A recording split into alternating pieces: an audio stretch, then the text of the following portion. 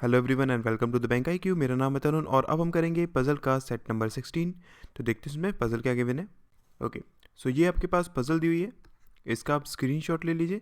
अब मैं इसे एक्सप्लेन करता हूँ, देखिए उसने क्या दिया हुआ है। ओके, सो इस पजल में क्या गिवन है, उसने हमसे बोला है there are 8 students A to H from different schools among, schools के नाम यहाँ पर दिए हुए हैं, ठीक है। Participated in an inter school championship but not necessarily in the same order. Okay, उसने बोला कि 8 स्टूडेंट हैं जो कि अलग अलग स्कूल से हैं, उन्होंने एक चैम्पियनशिप में पार्टिसिपेट किया, ठीक है, इतना बताया। और उसके बाद they all score different number of marks, और सबके अलग अलग मार्क्स आए, ठीक।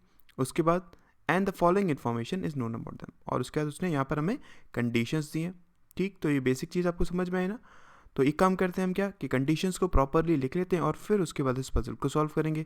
तो देखिए, ओके, सो उसने क्या बोला है हमसे कि the highest marks for the championship was 40। Okay, जो हाईएस्ट मार्क्स थे चैम्पियनशिप के लिए वो कितने थे आपके, मैक्सिमम 40। ओके, उसके बाद जी इज ईदर फ्रॉम JPS और DPS। ओके, जी कहाँ से, जी या तो JPS से या फिर DPS से, ठीक है। एक काम करता हूँ, यहाँ पर लिख लेता हूँ A से लेकर S तक है, तो A B C D E F G N H, ठीक है। सो G कहाँ से हो सकता है, वो या तो JPS से होगा या फिर वो DPS से होगा, ठीक है। उसके बाद D scored a prime numbered marks less then 31। Okay, D के प्राइम नंबर्ड मार्क्स आए लेकिन लेस देन क्या है, 31।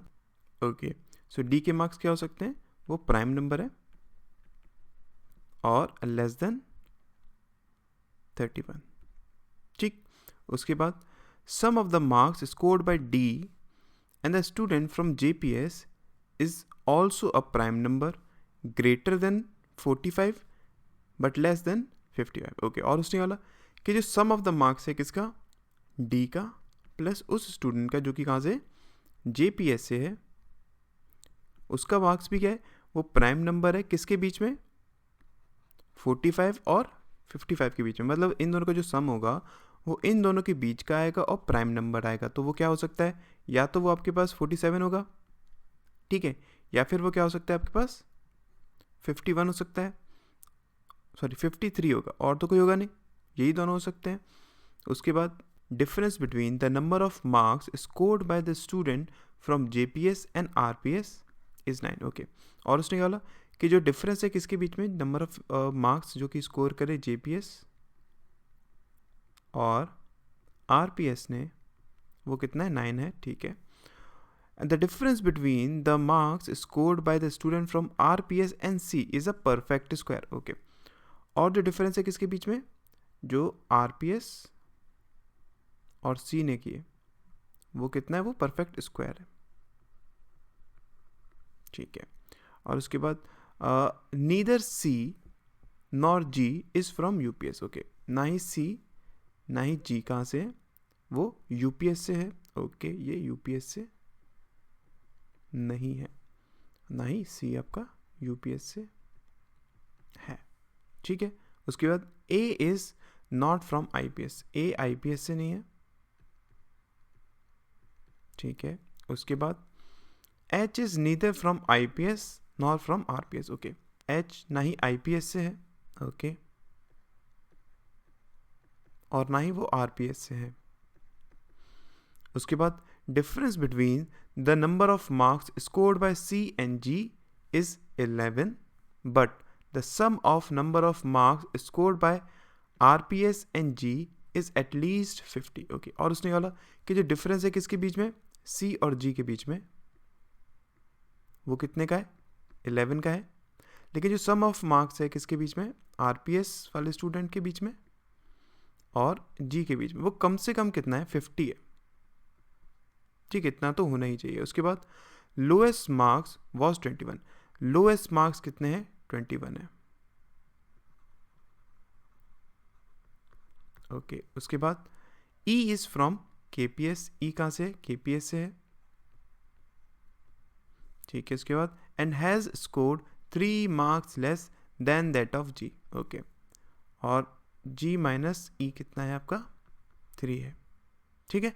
उसके बाद sum of number of marks scored by E and the student from IPS is 62। Okay, और जो सम है किसका, जो ई ने स्कोर किया प्लस जो आईपीएस ने स्कोर किया, ठीक है, वो कितना है 62 है, ठीक है। उसके बाद the student from APS neither has scored a perfect squared number nor he is from D. Okay, nor he is D, ठीक है। उसने क्या बोला कि वो स्टूडेंट जो कि एपीएस से है उसने स्क्वायर्ड नंबर स्कोर नहीं किया, ठीक, और ना ही वो आपका क्या है डी है, तो मैं यहाँ पर लिख सकता हूँ ये एपीएस भी नहीं है, ठीक है। उसके बाद sum of marks scored by the student from UPS and APS is 61। Okay, UPS plus APS वो कितना है 61 दिया हुआ है। उसके बाद F does not have an odd number of marks nor he is from APS. F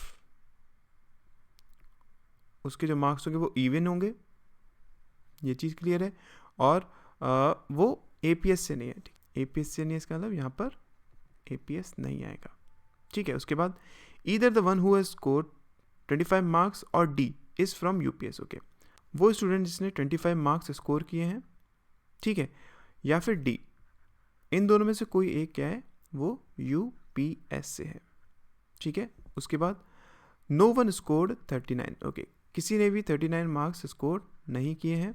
तो और उसके बाद the sum of marks scored by the student from JPS and D can not be 47। Okay, और JPS plus D के जो marks है उनका सम 47 नहीं हो सकता है।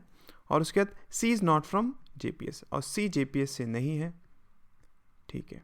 तो ये हमारे पास क्या सारी इन्फॉर्मेशन गिवन है। अब देखिए इन सारी इन्फॉर्मेशन का हम यूज़ किस तरीके से करेंगे। ओके, सो उसने हमें यहाँ पर एक कंडीशन दी है क्या कि जो लोएस्ट मार्क्स हैं वो कितने 21 है, ठीक है, और जो मैक्सिमम मार्क्स हैं वो कितने आपके 40 हो सकते हैं, ठीक।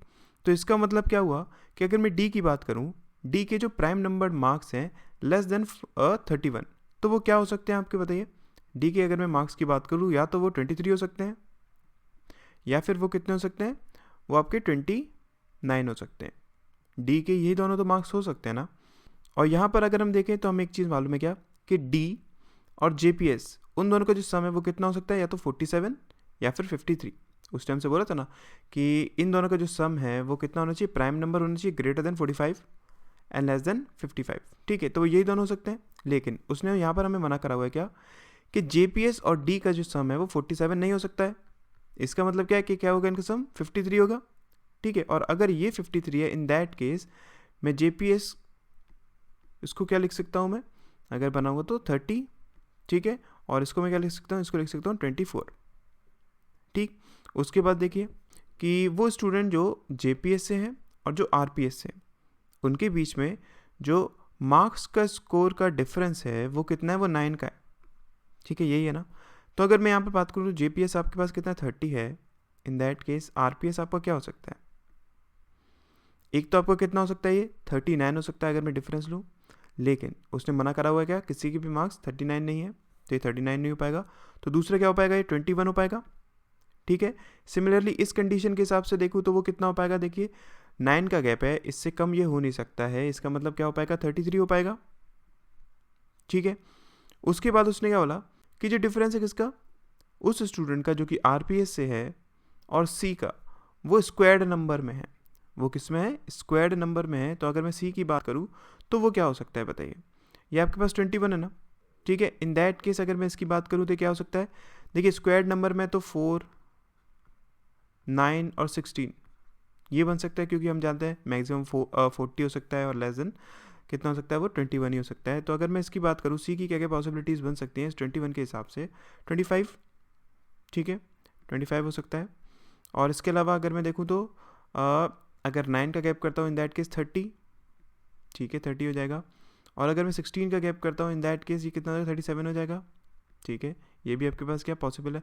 अच्छा, और अगर मैं इस कंडीशन के हिसाब से देखूँ तो ये क्या हो सकता है, देखिए अगर मैं इसमें 4 ऐड करता हूँ इन दैट केस 37, ठीक है। 9 को मैं ऐड तो कर नहीं सकता हूँ, 9 को अगर मैं सब्सट्रैक्ट करूँगा तो कितना हो जाएगा ये हो जाएगा 24, ठीक है, और उसके अलावा 16 को मैं सब्सट्रैक्ट कर नहीं सकता हूँ, और इसकी ये 2 पॉसिबिलिटीज़ हो सकती हैं, ठीक है।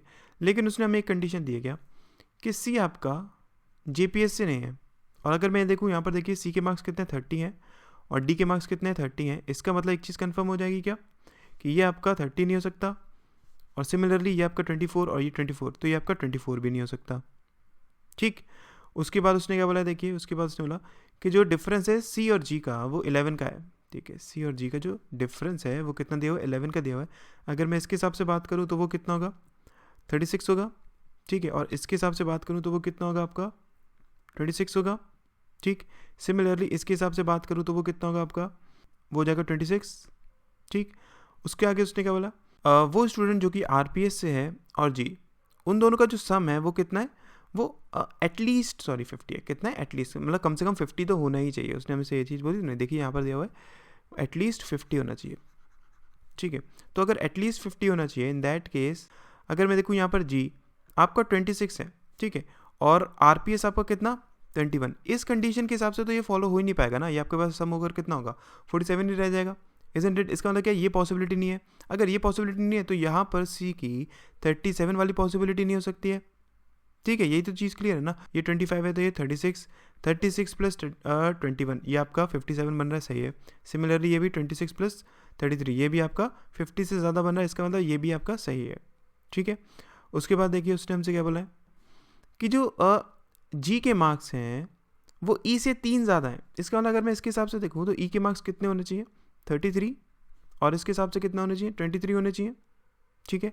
और उसने क्या बोला कि ई के मार्क्स प्लस IPS के मार्क्स क्या होने चाहिए, 62 होने चाहिए। स्टूडेंट ई और वो स्टूडेंट जो कि IPS से है, उन दोनों के मार्क्स कितने होने चाहिए, 62 होने चाहिए। तो अगर मैं यहाँ से IPS की बात करूँ तो IPS क्या हो सकता है, इसके हिसाब से कितना हो जाएगा, वो हो जाएगा आपके पास 29, ठीक है। और इसके हिसाब से बात करूँ तो वो आपके पास कितना हो जाएगा, वो हो जाएगा 39 ना, आई थिंक वो कितना हो जाएगा आपके पास 39 हो जाएगा। लेकिन आपका कोई भी 39 हो नहीं सकता है, उसने मना करा हुआ है, इसलिए ये कंडीशन आपकी क्या हो जाएगी, गलत हो जाएगी, क्योंकि सेटिस्फाई नहीं कर पाएगा यहाँ पर, ठीक है। ये चीज़ क्लियर हुई ना। तो अगर मैं अभी इसके हिसाब से देखूँ तो आप यहाँ पर पुट कर पाएंगे, देखिए आप डी को पुट कर पाएंगे, डी आपके पास कितना है 23 है, ठीक है। और उसके बाद अगर मैं देखूँ तो सी को आप पुट कर पाएंगे 25 है, और जी आपका कितना है 36 है, ओके। और उसके बाद ई आपका कितना है 33 है, ओके फाइन। अभी तक आपने इन सबको पुट कर लिया है, ठीक है। इसके बाद अगर मैं कंडीशन को देखूँ तो उसने क्या बोला था, उसने हमसे ये चीज़ बोली है कि UPS और APS इन दोनों स्टूडेंट्स का जो सम है वो कितना है 61 है। वो कितना दिया हुआ है, 61 दिया हुआ है। अगर मैं बात करूँ किसकी, UPS की, तो देखिए उसने क्या बोला था कि UPS के मार्क्स या तो 25 आए हुए हैं, ठीक, या फिर DUPS से है। उसने हमसे ये जो कंडीशन दी थी ना, क्या कि UPS कौन हो सकता है, वो पर्सन हो सकता है जिसके 25 मार्क्स आए हो, या फिर वो D हो सकता है। अगर मैं यहाँ पर देखूँ तो देखिए C कितना है 25 है ना, लेकिन C UPS हो नहीं सकता था, इस वजह से ये वाली कंडीशन तो हो नहीं सकती है। तो D कहाँ से होगा, वो होगा UPS से, मतलब क्या ये होगा UPS, ठीक है। और UPS कितना हो गया 23 हो गया। अगर UPS 23 हो गया, इन दैट केस APS कितना हो जाएगा, यहाँ से 38 हो जाएगा। इसके बाद देखिए अब मैं अगर बात करूँ तो उसने हमसे क्या बोला है, उसने हमसे ये चीज़ बोली है कि F ने कितने मार्क्स स्कोर करे हैं, वो इवन मार्क्स स्कोर किए हैं, ठीक है, और वो APS से नहीं है। अगर मैं इवन मार्क्स की बात करूँ तो अभी तक आपके इवन मार्क्स किस किस के आए हैं, देखिए अगर मैं यहाँ से देखूँ तो JPS के मार्क्स कितने हैं, वो 30 हैं, ठीक। और उसके बाद अगर मैं देखूँ तो APS इसके मार्क्स कितने हैं, 38 हैं, और एक स्टूडेंट जिसके मार्क्स कितने 36 हैं। अभी तक हमारे पास यही क्या है, इवन है ना। तो अगर मैं इन इवेंट्स में से बात करूं तो देखिए APS ये हो नहीं सकता, उसने मना करा हुआ है। 36 ही हो नहीं पाएगा। F की अगर मैं बात करूं तो वो क्या हो पाएगा, सिर्फ 30 हो पाएगा। मतलब ये कहाँ से होगा, JPS से होगा, ठीक है। अब अगर मैं देखूं तो आपके पास देखिए एक बचा हुआ है क्या, IPS, जिसके मार्क्स कहाँ हैं, जिसके मार्क्स कितने 29, ठीक है, और RPS जिसके मार्क्स कितने 21। अगर मैं इन दोनों को पुट करना चाहूँ तो कहाँ पर पुट कर सकता हूँ बताइए। देखिए यहाँ पर उसने मना करा हुआ है इन दोनों के लिए, है ना, बाकी मैं इधर कहीं पुट कर नहीं सकता हूँ। और अगर मैं इन दोनों में देखूँ तो इसके लिए उसने IPS के लिए मना करा हुआ है, इसका मतलब IPS कहाँ पर आएगा, यहीं पर तो आएगा ना, ये का मार्क्स कितने 29। तो फिर ये हमारे पास कितना हो जाएगा, ये हमारे पास हो जाएगा RPS से, और इसके मार्क्स कितने होंगे 21 होंगे। ठीक, यही हो सकता है। तो अब अगर मैं बात करूँ किसकी, उस स्टूडेंट की जो कि APS से है, जिसके मार्क्स कितने 38, तो वो कहाँ पर आ सकता है, वो सिर्फ और सिर्फ यहीं पर आ सकता है। ठीक है, अब हमारे पास क्या बचा हुआ है, हमारे पास वो स्टूडेंट बचा हुआ है जो कि कहाँ से है, DPS से है। ठीक है, और एक बचा हुआ है जो कि कहाँ से है, CPS से है।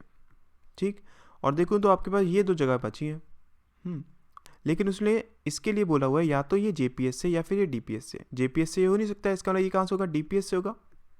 और अगर ये DPS से, इन दैट केस ये कहाँ से होगा, ये CPS से होगा। ठीक है, तो ये बनेगी इसकी फाइनल पजल। आई होप आपको समझ में आया होगा कि किस तरीके से हमने इसको अप्रोच किया है। ठीक है, थैंक यू सो मच।